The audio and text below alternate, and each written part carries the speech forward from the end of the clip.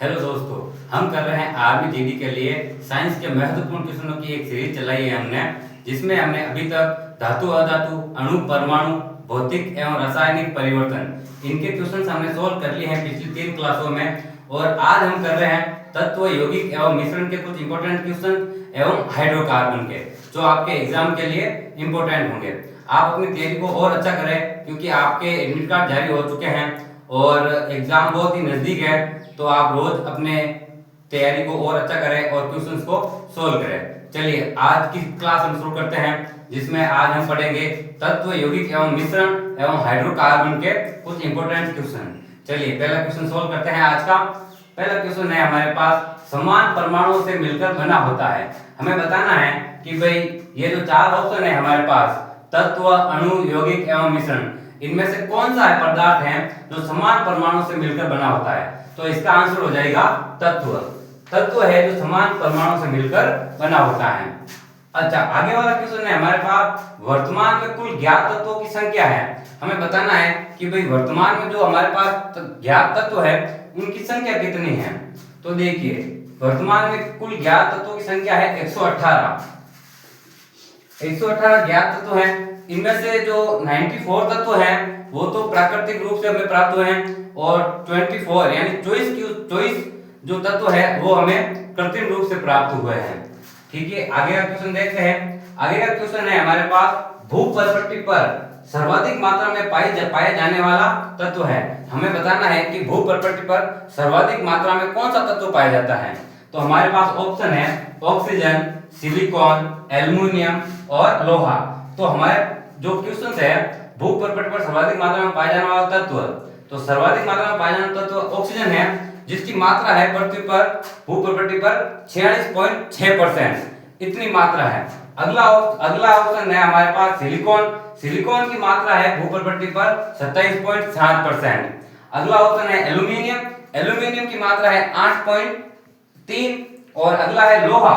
लोहा की मात्रा है भूपटल पर 5.3। तो इस हिसाब से सबसे अधिक मात्रा में पाया जाने वाला तत्व हो गया ऑक्सीजन। ऑक्सीजन हो जाएगा। अच्छा, ऑक्सीजन क्या है? एक अधातु है। तो इस हिसाब से एक और क्वेश्चन हो गया आपका कि भूपटल पर सर्वाधिक मात्रा में पाई जाने वाली अधातु है, तो इसका आंसर हो जाएगा ऑक्सीजन। अगला ऑप्शन है सिलिकॉन। सिलिकॉन है एक उपधातु। तो इसका दूसरा क्वेश्चन बनता है, भूपटल पर सर्वाधिक मात्रा में पाई जाने वाली उपधातु है, तो इसका आंसर हो जाएगा सिलिकॉन, और इसकी मात्रा है 27.7%। तीसरा क्वेश्चन बनता है यहाँ से, भूपटल पर पाई जाने वाली सर्वाधिक मात्रा में पाई जाने वाली धातु है, तो धातु हो जाएगी एल्युमिनियम, जिसकी मात्रा है 8.3। और चौथा ऑप्शन लोहा है। लोहा पाया जाता है 5.3%। चलिए अगला क्वेश्चन देखते हैं। अगला क्वेश्चन है हमारे पास, भूपटल पर सर्वाधिक मात्रा में पाई जाने वाली उपधातु है, तो इसका आंसर तो सीधा ही हो गया सिलिकॉन। अगला क्वेश्चन है, निम्न में से कौन सा मिश्रण है। हमें बताना है कि भाई हमारे पास जो ऑप्शन है उनमें से मिश्रण कौन सा है। तो पहला ऑप्शन है बारूद, दूसरा ऑप्शन है सीमेंट, तीसरा ऑप्शन है मिश्र धातु, चौथा है सभी।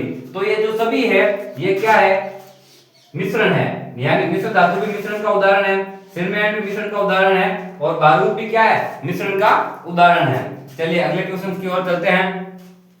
अगला क्वेश्चन है हमारे पास कि निम्न में से कौन सा मिश्रण नहीं है। अच्छा, पीछे वाला क्वेश्चन था मिश्रण है, और आगे वाला क्वेश्चन है कौन सा मिश्रण नहीं है। हमें बताना है कि भाई इनमें से मिश्रण कौन सा नहीं है। तो ऑप्शन है वायु, सीमेंट, जल और बारूद। अच्छा, अपने पीछे वाले क्वेश्चन में देखा था कि भाई बारूद और सीमेंट तो क्या है? मिश्रण है। और अभी अपने पास दो नए ऑप्शन है, वायु और जल, तो इनमें ऑप्शन जल हो जाएगा इसका सही आंसर, कि भाई जल क्या है? मिश्रण का उदाहरण नहीं है। अगला क्वेश्चन है हमारे पास, निम्न में से कौन सा समांगी मिश्रण है।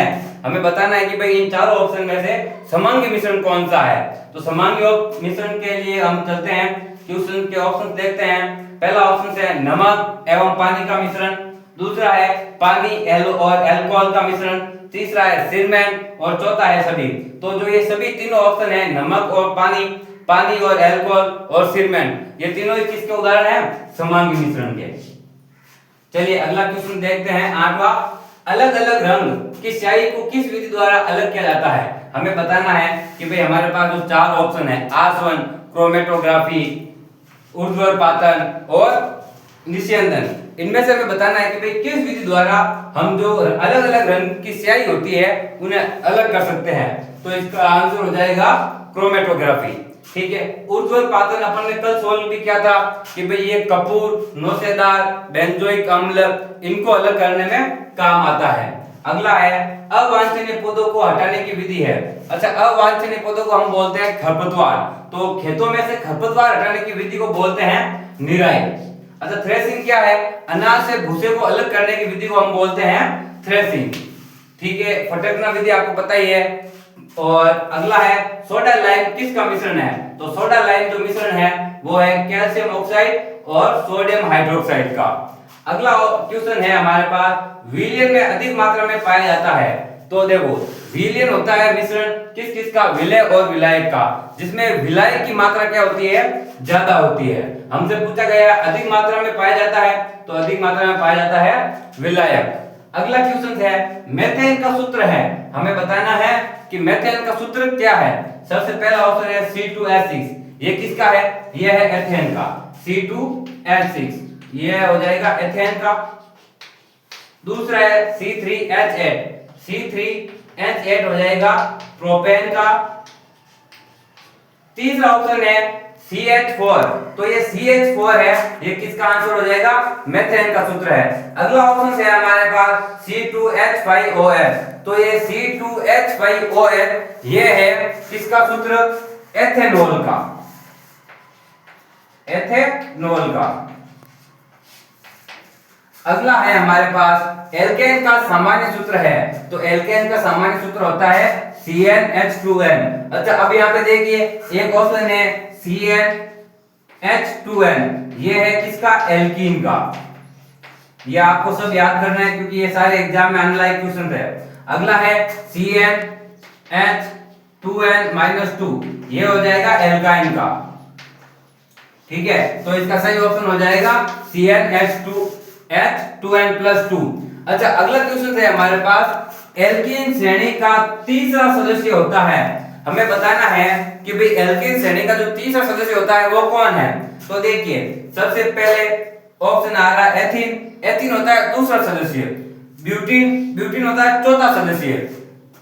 अच्छा, सी आ गया प्रोपीन, प्रोपीन कौन सा सदस्य होता है? 3 नंबर का, प्रोपेन, प्रोपीन और प्रोपाइन। ठीक है, अच्छा इसका होगा पेंटीन, पेंटीन है 5 नंबर का सदस्य। हमें एल्केन श्रेणी, एल्कीन और एल्काइन तीनों श्रेणी याद करनी है अच्छे से। अगला क्वेश्चन है हमारे पास, R बॉन्ड ON में प्रक्रियात्मक समूह है। हमें बताना है कि भाई इसमें प्रक्रियात्मक समूह कौन सा है? कार्बोक्सिलिक अम्ल है, अल्कोहल है, कीटोन है, यहाँ एल्डिहाइड है। तो इसका आंसर हो जाएगा अल्कोहल, क्योंकि इसका अनुलग्न आ रहा है ON, ON का मतलब हो गया अल्कोहल। अच्छा, अब देखिए हम कुछ प्रक्रियात्मक समूहों के बारे में बात करते हैं। जैसे कि भाई अल्कोहल है, अल्कोहल का प्रक्रियात्मक समूह है R बॉन्ड OH। दूसरा हो गया कीटोन, कीटोन का प्रक्रियात्मक समूह है R bond C double bond O bond R। तीसरा हम पढ़ेंगे एल्डिहाइड, एल्डिहाइड का प्रक्रियात्मक समूह हो जाएगा R बॉन्ड C HO। चौथा हो जाएगा कार्बोक्सिलिक अम्ल R bond C double O H।